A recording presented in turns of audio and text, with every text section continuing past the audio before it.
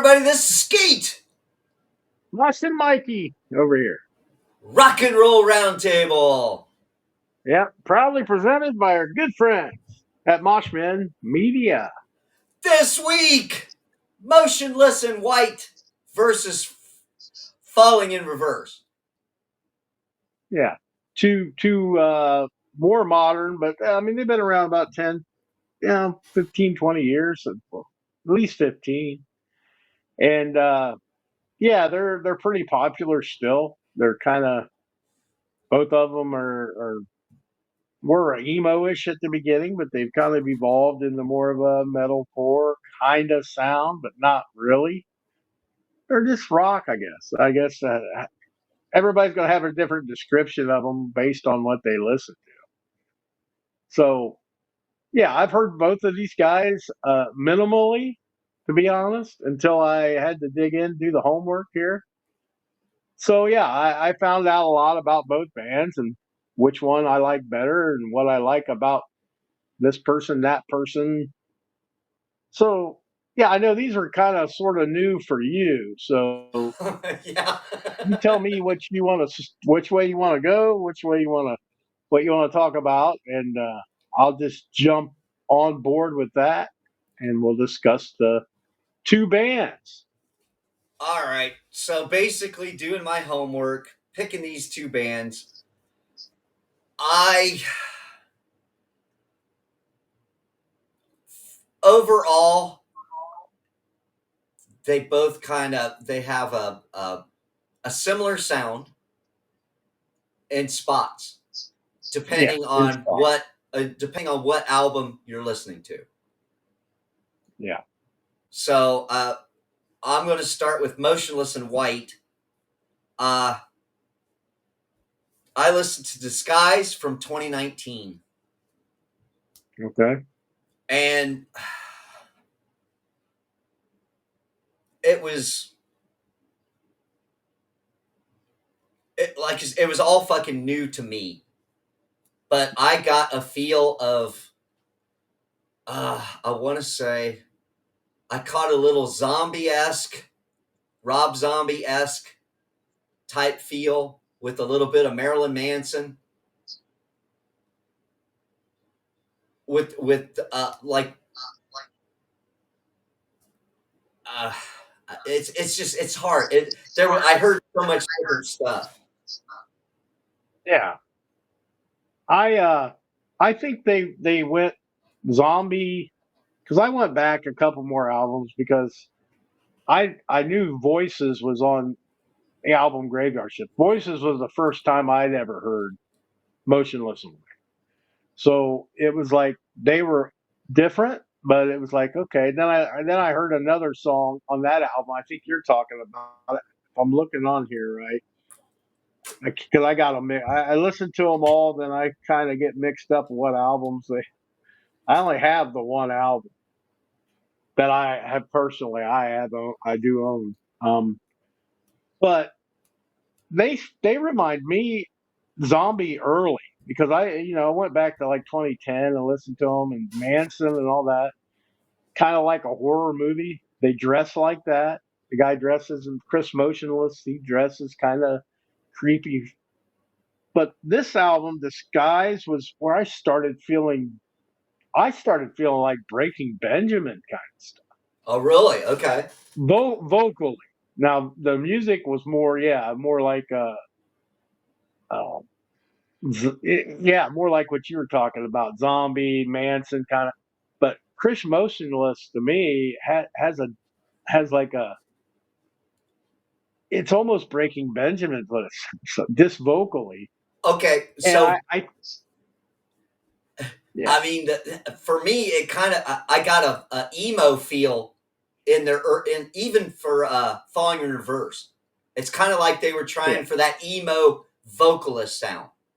Is that about right? yeah. I think that's where they're kind of where they started, and I don't think they ever tried to evolve off of that. I think that's where they're happy at, but I think they got more polished as they went, of course, and I'll more agree with that. Yeah. better technically And as far as Chris Motionless, I didn't pay him much mind, but Disguise was a good. I mean, it was a good album, but it's like I like the Graveyard Shift a little bit more than this one. So it's like okay, and but his voice to me is a little. It's pretty strong, and it just got like I don't know if it was all. It was emo combined with Breaking Benjamin combined with 3 Days Grace. It's kind of he's kind Okay, of yeah, got a that's fair. very unique, powerful kind of voice. And I took him for granted. I really did. I think he's got a much better voice than I thought.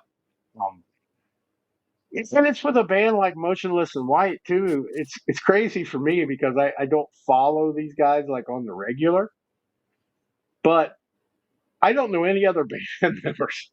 I don't know anybody else in the band except for Chris Motion. And it's funny because I know we didn't do it on purpose, and we'll have to get into it. But putting these two bands together, they don't like each other. The singers do not like each other in these bands. Okay, they've had beef for a decade. So, but they're so kind of similar sounding in spots that you wonder if that has something to do with it. Like they think, hey, you're copying us, or we're copying, that guy's copying me, or whatever. But if you go down to Skies, did you have anything that stood out to you as far as what you heard, or do you just kind of went with the flow and didn't really have Uh, anything jump out at I I actually I'm going to say it now because I was going to say it later and kind of wait till after I talked about a little bit about each band. I think I like Motionless in White a little bit more than I do Falling in Reverse, and I'll go into that a little bit later. Why?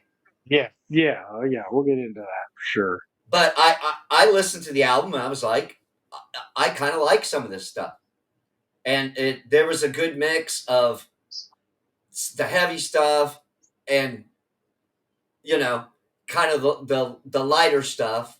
So it was pretty good on this album where it was like I wasn't beaten to death by one style the whole time. So he kind of mixed it up for me. So I was like, okay, that's cool. But as far as anything sticking out,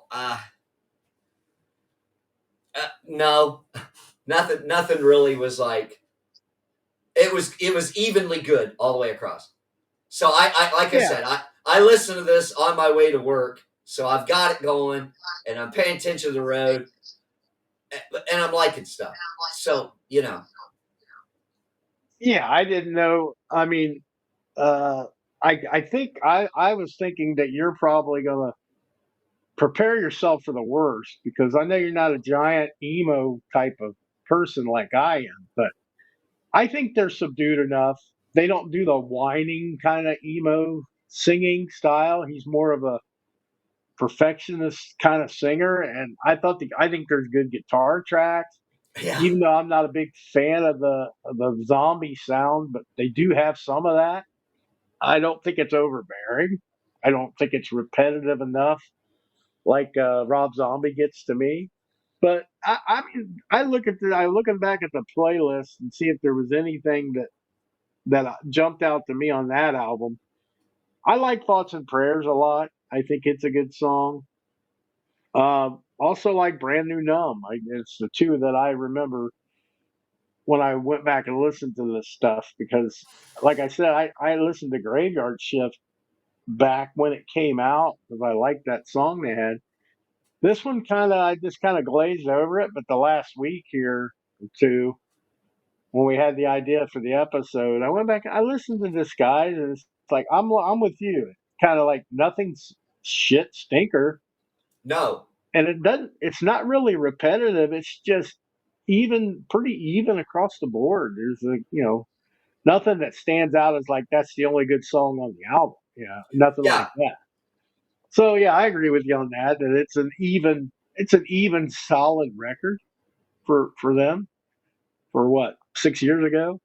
Yeah, and they were just getting popular. I mean, they were getting to the height because the album before that had really Graveyard Shift had kind of propelled them up because they had the hit song on that one, and they had some before that. Don't get me wrong; they were up and coming, and then Voices was like almost a mainstream hit, kind of, kind of put them in the top tier of that style of bands, the emo core, whatever the hell you call it.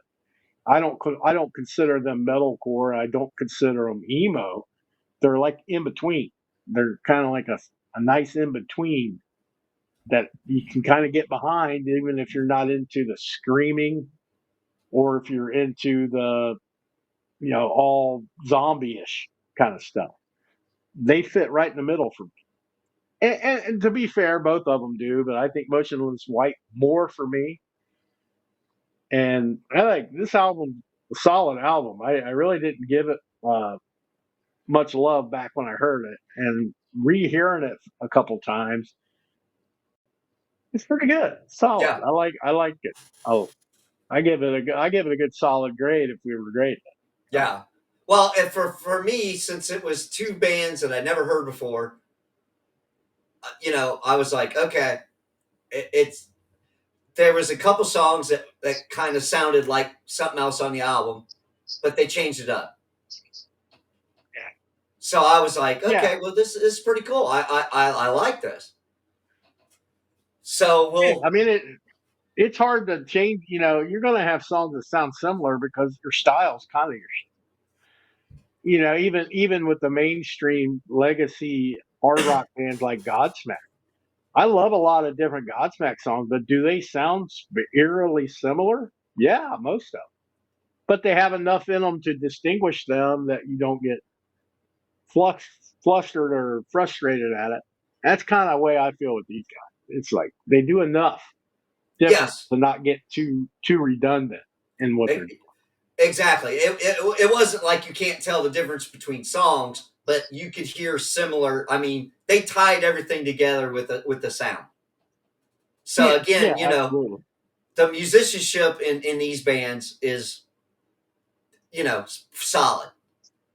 Yeah, yeah, they're definitely solid. It's what I said. It was funny because I don't know any of the names. It's like, back, it's not the same now as it was back for us when it was Kiss and stuff like that. You knew everybody. You knew all the bands. Yeah, These guys, they usually have one or two people that stick out that get a lot of the attention. And that's who you know them by.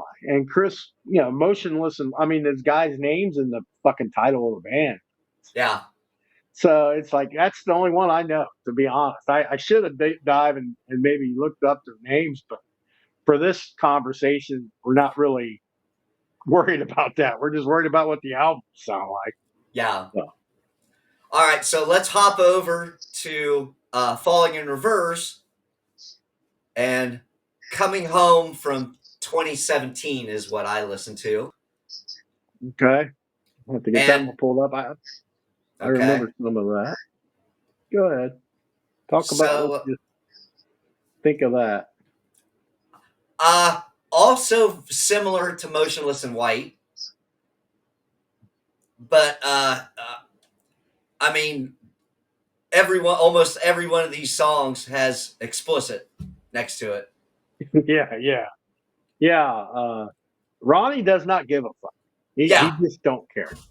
yeah, That's I his noticed whole that. attitude about a lot of things. If you watch any interviews or any TikToks, especially bad, he likes to start beef with a lot of people. But he backs. I mean, he does. He's not afraid to say it if he means something. He says it. It gets him in a lot of trouble. I kind of think he's a douche sometimes, but I also think that a lot of times he's right. You know, Yeah, when somebody asks him a really stupid question, he calls them out on it. It's like one guy asked him, "Why do you play guitar left-handed?" He goes, "Because I'm fucking left-handed." And he doesn't play guitar a lot, I don't think, but he does yeah, play on some, and it's like that to me is okay. It's just some of the stuff he gets into, but their albums, I heard them back in 2011. okay, In the deep early emo stage. But I correct me if I'm wrong on this, people out there that like Falling in Reverse. I think Ronnie went to jail right after Okay. that. And that's the mystique behind him is he went to prison for a little bit and then he got out like 13, 14 years ago. And he picked right back up with the band. But he did have that little stint, and a lot of people give him shit about that. Maybe that's why he's got an attitude. But this album you're talking about here, I really like though. I like the expletive songs because it reminds me of how I would write a song.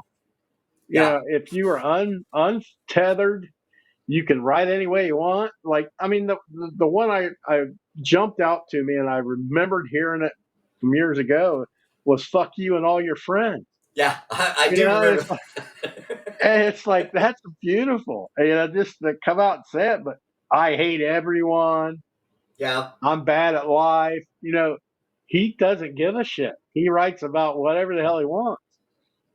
But musically, yeah, they're slightly different to me than Motionless in White. They're more, God, I want to say like, almost incorporate rap more. He does a lot of quick singing, like almost rapish kind of stuff on this one and in their newest one. But it's still the music is still that same vein. You know, it's still I don't even know way to describe this. I guess I'll just call it metal. I mean, it's like a newer metal. But in this band, I do like the drummer a lot. I think Luke Holland, and he's popular because he's one of the best drummers in the world. Really is. So I know him and Ronnie. Again, I didn't don't Yeah. know anybody else. So, but it's like the music itself. I think is more brash. It's more the lyrics and stuff, especially the vocals. Uh, Not quite as polished up as Chris Motionless on these albums. I didn't think on the first album, way back when he had more of an emo sound to him. Ronnie did. He progressed. This album was kind of not did not do. I mean, it did okay. Don't get me wrong; they were popular. But if I'm remembering right, trying to remember what my kids were into at that point, I think the album before this is what was a big one, and then this one was kind of a let off. Okay. And the next one's the one that said, yeah, Yeah. they went up through the roof on the next one. So Well, there was some cool I stuff didn't on get to here. see them. I, Yeah, I, I wanted to I see them last year just to see them. I did. I thought they would be cool to see. I didn't get to see them because of the hurricane. I won't get to see them this year because they're not there, but I will get to see Motionless in White. I've never seen them, so it'll be cool to see what they do live. A lot of people like these guys, both of them. These guys are real popular. They're kind of neck and neck. I again, some of the songs that you threw out, I liked them. He got real. He gets real deep sometimes in this one. Yeah, So then I'll fast forward. We'll go to the uh, Popular Monster from Falling in Reverse, and yeah, yeah, it's like night and fucking day. So for me yeah. here, Motionless in White, and then I listened to this coming home, and I was like, well, I could see the similarities, but you're right. Falling in Reverse, he was doing, throwing his vocal stuff in there. That I was like, okay, well, that there is a difference, but then when they're singing kind of clean, Yeah, they both got that emo sound. That's the only way to describe it. So I heard him yeah, using yeah, it here, and then you go up to Popular Monster, and it's like completely fucking different. So he kind of reinvented himself for this Popular Monster. yeah, With yeah. And this one is the one I really noticed these guys because it had all the hit songs. The songs that were collaborations you did with people and stuff were kind of through the roof, and that's where I really heard a lot of their songs on. And I went back and listened to their other stuff before this, and it's like this album saw. I mean, for as far as mainstream, it's a pretty big fucking hit machine if you look at the songs on it, I mean, they're all good, but man, the ones he did the collabs with these people, Yeah. they were really popular as far as Well, videos and just on the charts, from what I could tell. the fucking Ronald video blew my fucking mind. I Yeah, was not expecting that. I was like watching the video going, what the fuck is this? yeah, Because it was yeah, just, it was so crazy, and it almost reminded you of the old videos on MTV, because it was hitting all this visual stuff while this song was going on. And it's not that the song was crazy. It was decent. It had cool parts in it, and it went to the rap and everything. And I was like, that's a cool song. But for me, it was the visual on the video that went, wow, because he was throwing everything in there, and it was just like sensory overload. So watching that video, yeah, just go, whoa. And I haven't yeah. seen videos like that in a long time. Yeah, and it was pretty cool. I seen some videos of them live. They played Sonic Temple last year. I think we talked about that where they got burnt because of the pyro, and they kept restarting the song anyway because they would not go away unless they finished that song. And they wanted the pyro every time. The drummer ended up getting like second degree burns on him from the heat and blowing back. But they also he also had Tech 9, who was the rapper part of that, the kind of the rap guy on that one, and Alex Terrible, the Slaughter to Prevail singer, who's the growler, the real intense growler. He collaborated with them, and they both come out and did it with him live at that festival. So I think that's why he was adamant about finishing the song. But it was crazy to watch. It was like, that's pretty fucking good, man. It's like, and when Tech 9's not there, when he does it by himself, Ronnie can rap that shit, Yeah. and he raps it just as good. It's like, dude, he's more of a rap. He incorporates more rap in this album than I think he's done in any before that. But I mean, even though it starts out good with the like Popular Monster, the title track is a great song, and I hadn't heard that until we did our homework. I'd heard the other ones like all my life, Yeah, where you sing that was on kind of Jelly different. Roll. Yeah, I mean, it's kind of cool, but to have Jelly Roll in there, it's like, man, this guy's kind of, and I don't want to say they're any close to similarity or nothing. But I kind of started feeling this album. It's like he was almost Post Maloning it, showing that he can do anything with anybody. Because he Yeah, had a rapper on, he had a growler in Alex Terrible, he has fucking Jelly Roll, who's a country rapper, kind of, sort of, whatever.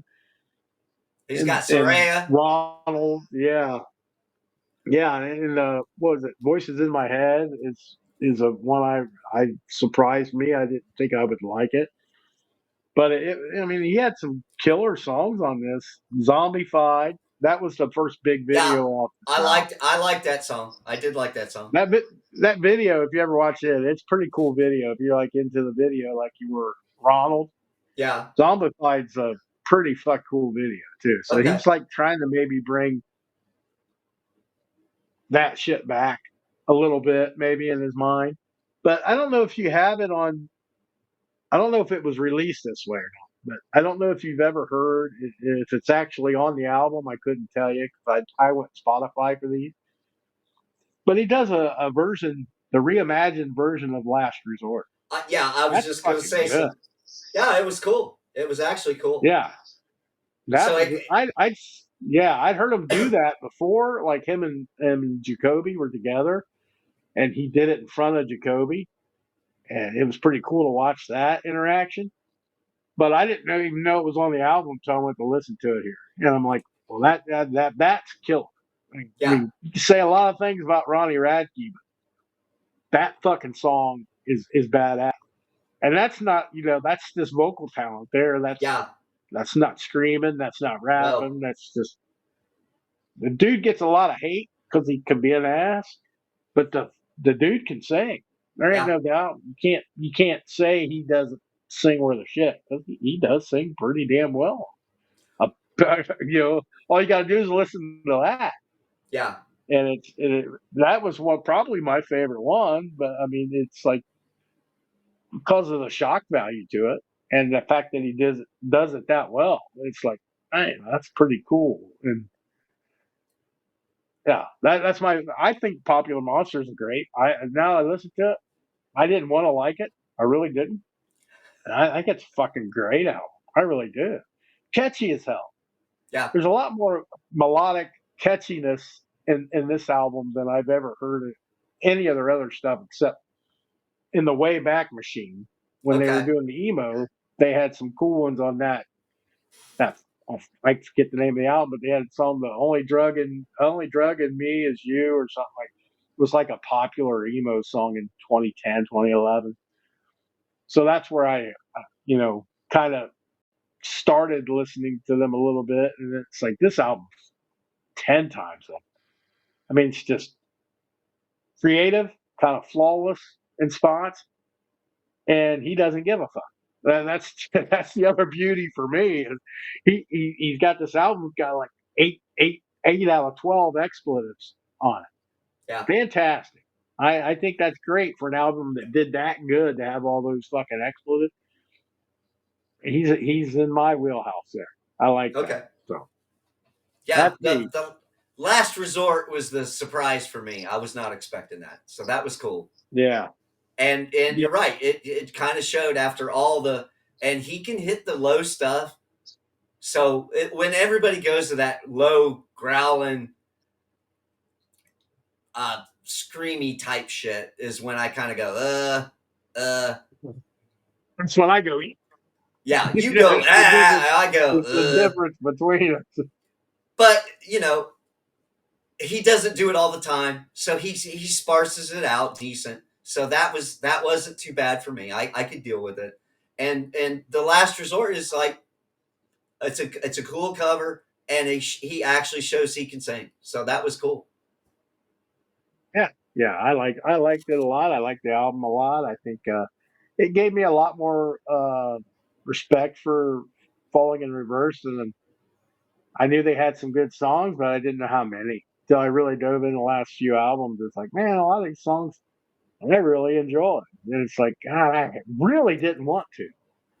Really, I was like not going in like anti Falling in Reverse, but I just said, man, I don't know about this. I never really got over the moon for Falling in Reverse, but man, these albums they're fucking good albums. You cannot deny the talent's there, the creativity's there, and the angst or whatever you know he's one of those guys. It's funny because this is a side note on Falling in Reverse. He's one of these guys that likes to fuck with people on like internet, but he'll fuck with you at a concert too. He had this part where they were at some concert and he got 3 songs in and he walks off the stage and the camera's following him. He's got a microphone. He goes, what are you guys doing? He goes, that's it. You guys don't want to, be all energetic and all that. I go, just fucking go home. Just fucking leave. And a lot of people were probably freaking out like, what the hell's he canceling? He was just fucking with him. He was just walking. He walked around the stage, came out the other side. It's just he's that kind of a character, and Yeah. he likes to be the bad guy. He likes to be the villain, and that might be the only real shtick they have to me is Yeah. that he likes to stir the pot. So be it. If you're having fun and you're doing what you want to do with your life, what the hell? I would be as get away with it. Yeah, who wouldn't want to be able to do that? Just say, Yeah. "Oh fuck it, I'm done." Just fuck with people, 50,000 people or whatever the hell. I think it'd be hilarious. I wouldn't have liked it if I was at the show. Probably I would have said, "Oh, Yeah. you rad key, you piece of shit," until he come, until he come back out. Hindsight, it would have been fucking hilarious. So yeah. Yeah. Well, you're just trying to figure out where he's coming from and all that stuff. So that it made it interesting. Yeah, yeah. I really got into listening to the lyrics on them, and he's a little more had a little more substance than I originally thought. I thought he was just this knockoff character, like have a bunch of collaborations with people, and he was just gonna, digging around with the lyrics, cussing, swearing, and all. Well, they fit. All the lyrics fit. The f bombs fit where they need to be. It's like, so yeah, I was pleasantly surprised with all the falling in reverse stuff I listened. So Good. You got to give him some props. Uh, yeah, so let's go to the newer. This was, like I said, I was going through and it's like, okay, I got to find an album. So these are the ones I picked. I got Scoring the End of the World from yeah, Motionless in White from 2022. yep, Uh, I liked Meltdown. I liked Werewolf. Porcelain was kind of cool. Uh, Red, White, and Boom was okay. Uh, I definitely caught more of the horror movie element type stuff in this album. yeah, Corpse Nation. So that scary type theme that he must have been going for on this one. yeah. Well, he wears like when he plays live in the videos I've saw and stuff, he wears like the all white makeup, Okay. kind of like like a zombie or a ghost. They always have that kind of feel like Misfits or something, Halloweenish type of things. But I don't think their music like gets zoned in on that. Like I know you haven't heard of this band, but there's a band called Ice Nine Kills, and I've they're in heard the of him. same genre as them. They're kind of in the Okay. same. Everything they do is about horror stuff. Okay. They do like themes of albums or horror movies or serial killers or whatever they. Okay. So these guys, I don't think they go that far, but they definitely throw in werewolves, zombies, that kind of stuff, and the makeup, and yeah. So I think they're interesting. This album I actually downloaded a while back um, because of the two collaborations that they do on this one. Okay. Slaughterhouse is my favorite. I mean, it's with Brian Garrett's from Knocked Loose. It's heavier. It's got more breakdowns because it's that guy's got to have a breakdown. That Brian's got to have a breakdown no matter what he's doing. If he can be singing the national anthem, he'd want a breakdown. That's because that's Knocked Loose. That's their agenda, and they did very well with having heavier breakdowns than normal. And they also had this other song on here. The reason I downloaded it first was the Red, White, Boom that you talked about because it also has Caleb Shomo in it. I'm a big Beartooth guy. And that's Caleb from Beartooth with them. I thought it'd be interesting. I was what was messed up is I downloaded that for that song, and then about I'd say a month ago, maybe I had kind of put it in my library, forgot about a month ago. My youngest daughter, she's into all the heavier stuff. She sends me Slaughterhouse. I'm like, yeah, I think I have that album. And I was like, what the fuck? I listened to the whole thing. I'm like, shit, man, I've been sleeping on this. That's actually a little heavier than the last album for me, but not to the point where a guy like you would hate it, where it's constantly screaming and growling and breakdowns every 5 minutes, 5 seconds, whatever. But it had a little more pump to it on a few songs. Um, Slaughterhouse is just that was just that's about where I like to sit with normal music, I guess. And but they had some better song. Masterpiece on this is fucking great. It's a slower song. It's very his vocals are very clean, good on it. It's caught me off guard because I thought, it's a little weak for me, but man, I really like that song. And it's like, so yeah, this album surprised the hell out of me. as being better than what I expected. I don't understand the whole. I mean, I guess scoring the end of the world is kind of the. I guess it's just their album. I thought maybe it was like for a soundtrack or something, but I don't think it is. It's just they made it. They wanted it to sound like apocalyptic, because that fits into their look, kind of fits into some of their past songs. The songs on here, like you talked about, Red, White, and Boom doesn't really say it, but like Masterpiece, like that was my favorite. But Burned at Both Ends, Werewolf was a very popular song for them on this. Uh, I like Meltdown too. I think we're in agreement with most of the songs on here. I wasn't one that I skipped. It was like a no skip album. Some were not as great as the rest, but I really was impressed with it. And I feel bad that I had it for a year and slept on it. It's one of them Yeah. damn things when you have ADHD. It's like of music anyway.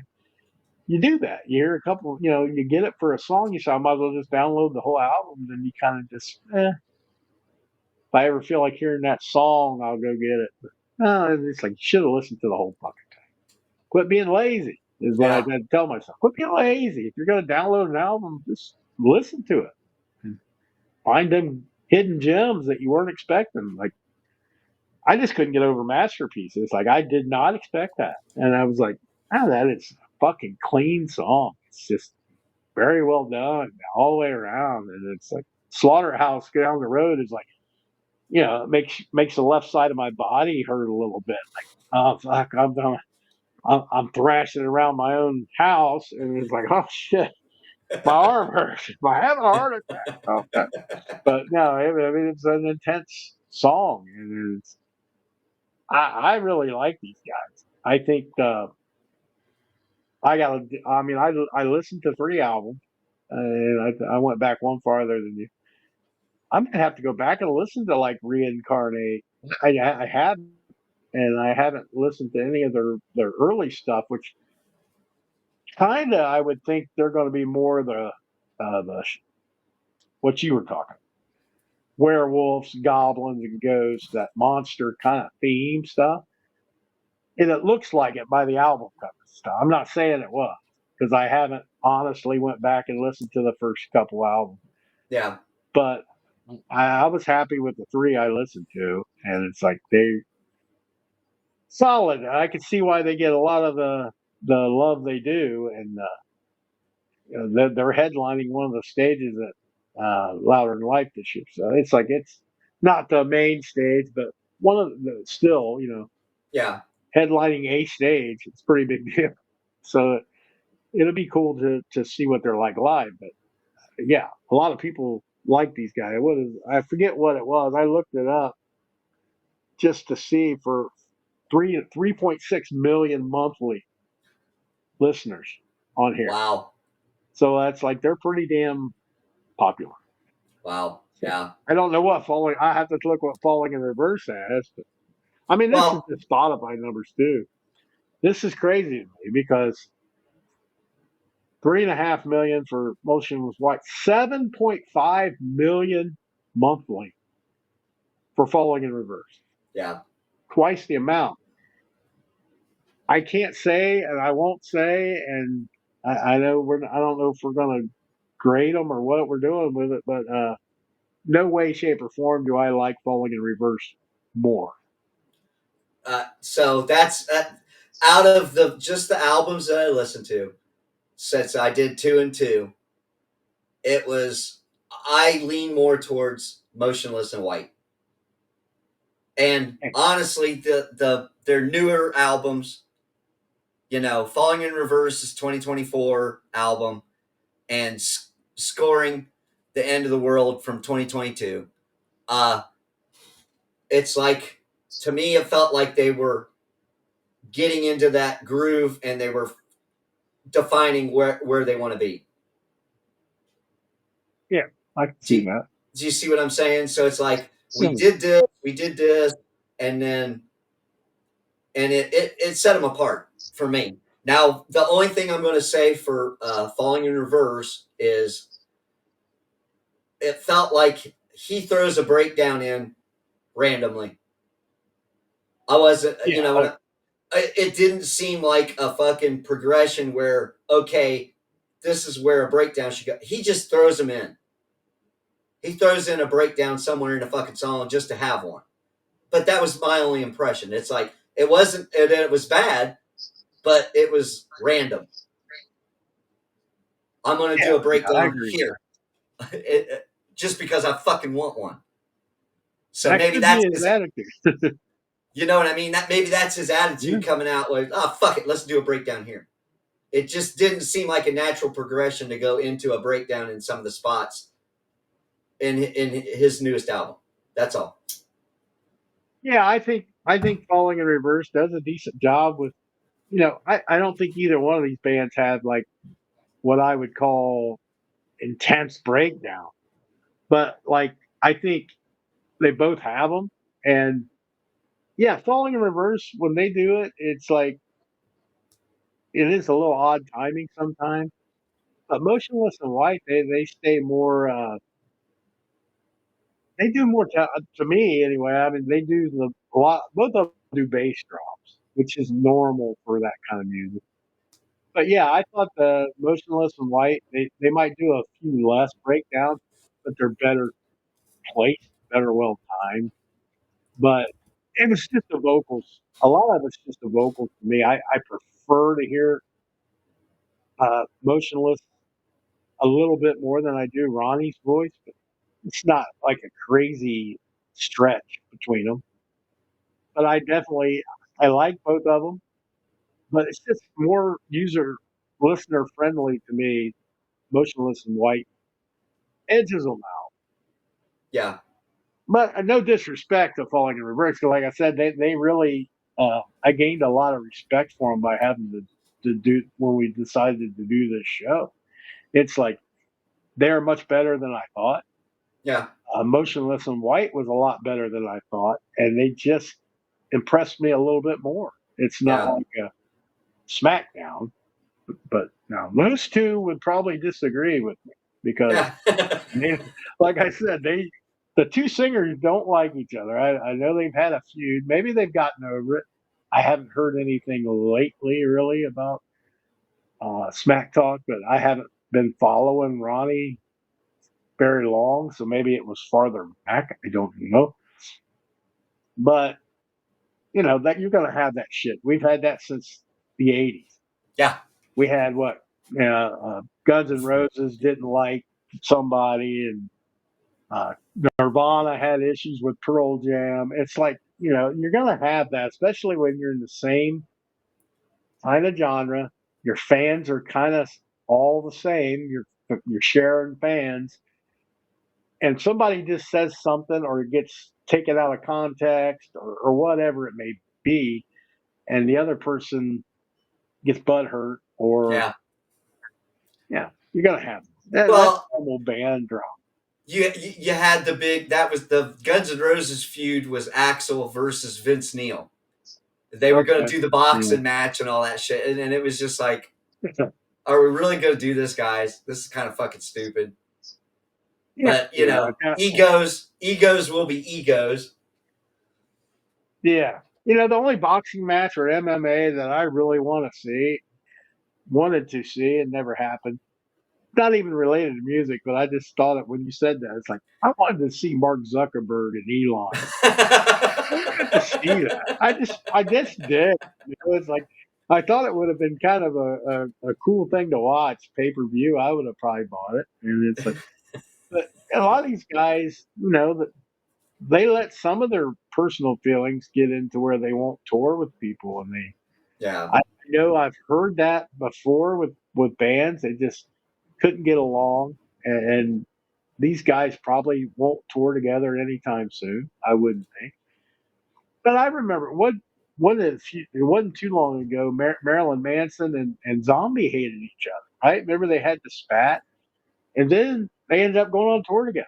It's like they worked their shit out. So Well, you never say never. Sammy and Dave went out with Van Halen,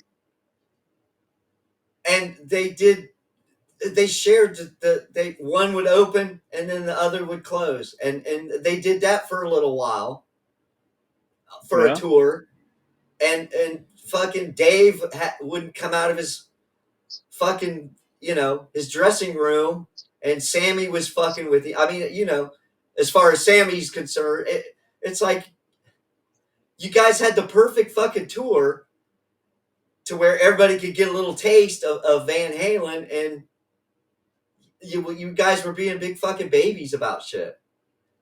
And it's Well, like the I fans are like the ones that are winning, and you just can't put it behind and say, all right, let's get along for one fucking tour and make some fucking money.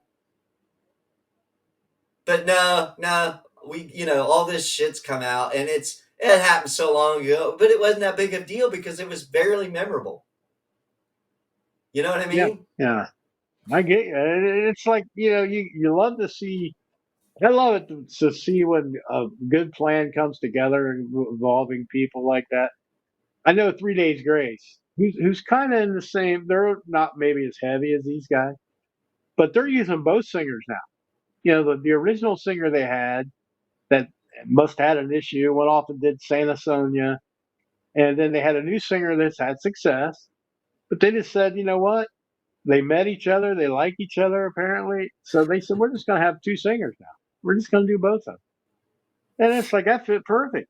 Yeah, It was kind of remind me of like when Killswitch Engage was. They had the original singer, and he got sick with his vocal cords, I guess, or something along that line. That was the story I heard in it. And he was out for like 2 or 3 albums. Well, Howard Jones was a hugely popular singer for Killswitch, and he did like the End of Heartache and all the stuff that they are known for. So when Jesse Leach felt better, he kind of felt like, fuck, I kind of lost my band. And Howard Jones said, no, you didn't. It's kind of like, a football player doesn't lose his job to injury. He said, no, this is your band. As much as I've enjoyed being in it and all that, I want you to feel free to come back. I can do other projects. And Jesse stepped back in. They're doing great. They've done a song together. They performed together. It's like that's the kind of shit that makes a community what it should be. yeah, Is exactly. getting along. And I don't know, um, as far as the music for Falling in Reverse and Motionless, they're neck and neck. I mean, it's barely for me. It's barely Motionless at all. And I just think that as they get older, maybe some of this dumb shit will go away. I don't know how old they are. I figured mid 30s or something. So you never. And I don't think we'll see any collaborations, but hopefully a tour because I think those two on a tour together would be pretty Pretty cool. good. Yeah, I think uh, it'd be a good night. They both got enough songs to where it's like shit. They could each play an hour and a half. I'd be okay. So yeah, so we'll get into it here. If you had to put whether you would listen to it or not again, kind of go that way. Unless you want to grade it, I don't really know if a grade's going to do much. But do you see yourself being able to go back and listen to a Falling in Reverse or Emotionless album just for the hell of it, kind of Uh, for you? for me, I think I would like to.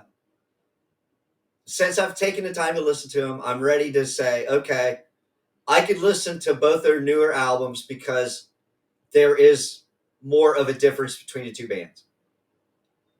So, like I said, Okay. the early stuff there was so many similarities. I mean, maybe it was a thing with the press for them to kind of have this bad blood. Maybe it was a stunt because they were kind of similar, but now as they've gone older as artists, you could tell the difference between the styles. They're not the same. Even if their vocals, when they're doing clean vocals, might sound emo-y, they're two different vocalists. So they've really separated themselves to where there's no comparison. They're two different bands. It's not like, you know what I'm saying? Yeah, I get you. I mean, I hear Ronnie is more of a from the hip kind of singer. He kind of lets it fly, whatever he wants to say, and if he wants to throw rap in there, he throws rap. If he wants to growl, he growls. It's nice to be that versatile. I think on the other flip side, the music is a little more intense from Falling in Reverse, maybe a touch more. But Motionless has the melodic. They got the hooks. They got a lot of hooks. Chris's voice is just underrated. I mean, I really like when he does the lower register stuff. That's where I hear the Breaking Benjamin, who I'm a big fan of Breaking Benjamin. So that definitely fits in my wheelhouse as far as what I like to listen to. I need to listen to them some more. I mean, I can't call either. I'm not going to say I'm a huge fan of them both. I like them both. I'll say that. You know, and they're heavy enough to keep my attention, but they're not overbearing to where I get tired of it pretty quick. So yeah, I'd say I'm gonna be interested in their stuff. I'll kind of watch them more to see if what comes out when it comes out. Definitely check them out live. That'll be cool to see both. But I mean, for now, I get to see one, and I have to do it. But and I like you'll have to. I'll have to follow Ronnie on a little bit closer on the old TikTok so I can give you if I hear any more stories about because he's an interesting character. He really is. Yeah. He can be, and I really didn't like him. I thought, man, this guy's an arrogant douchebag. I really think a lot of it, the more I get dive into the music, the lyrics, and his general attitude, I think a lot of it's just to fuck with people. It's just not really a shtick. It's just, this is how I am, but everybody takes everything so goddamn personally. Yeah. I'm just going to put salt in the fucking wound and let it fester in there. I could see a guy like, I could probably hang out with a guy like that. Now, the first impression, I was like, no, I'd want to smack this fucker. No, I'm kind of starting to like his arrogance a little. I think it's funny. And Chris Emotionalist is more of a stay out of the shot. You know, he's a front man. He's definitely the attention getter in the band. But I think he just wants to do music. He doesn't want to get involved in the drama. It sounds like because I never Yeah. hear much about him, and that's okay too. And Yeah. so you got two ends of the spectrum in similar sounding bands that are both successful. What are you going to do? You know, I like them both. That's all I could say. I'm not gonna. I was pleasantly surprised Yeah. uh, with this challenge, with this versus, because I didn't really. I thought I would come out hating one of these guys. Think, man, it's going to be a hands down for this band over that band. It's really not, No. and it expanded me a little bit. It's not something I usually listen to. I mean, I hear it in passing, but it's like I never really. Yeah, you know, like we do with semi-virgin ears. You hear the hit, you don't dive down.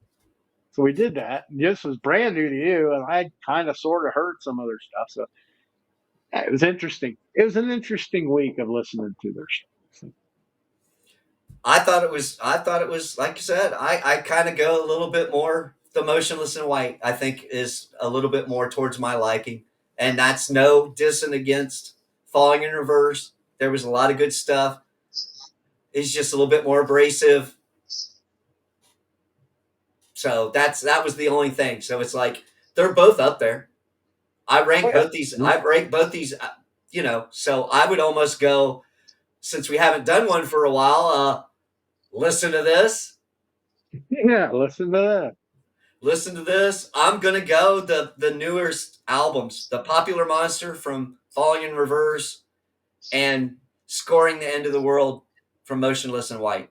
Those that would be my listen to this. Check them out, and it's definitely different from their older stuff.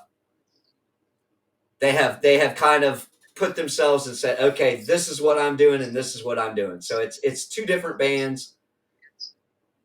It's good to go. That would be the ones I would say for a listen to Yeah, this. I would say start with their newest ones, and if you dig it, go backwards.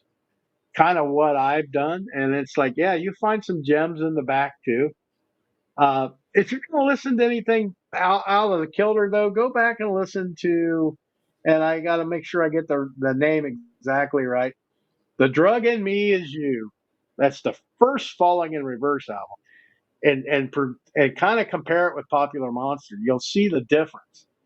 They went more from an emo style to what they're at now, and it's still progressed that far in 13 years, whatever it's been. So yeah, that'd be the only thing because I really like that song, the drug and me and you is you. So that's the one I remembered. But yeah, that's my only other listen to this. If you're so inclined to deep dive a little farther into Falling in Reverse. Nice. Well, Mikey, is that going to wrap it up for this week? Yeah, I think it is. I think we had an interesting week, and you can find out for yourself. If you don't know either one of these bands, you definitely should do the listen to this and send us your comments if you like, hate, love, whatever you want.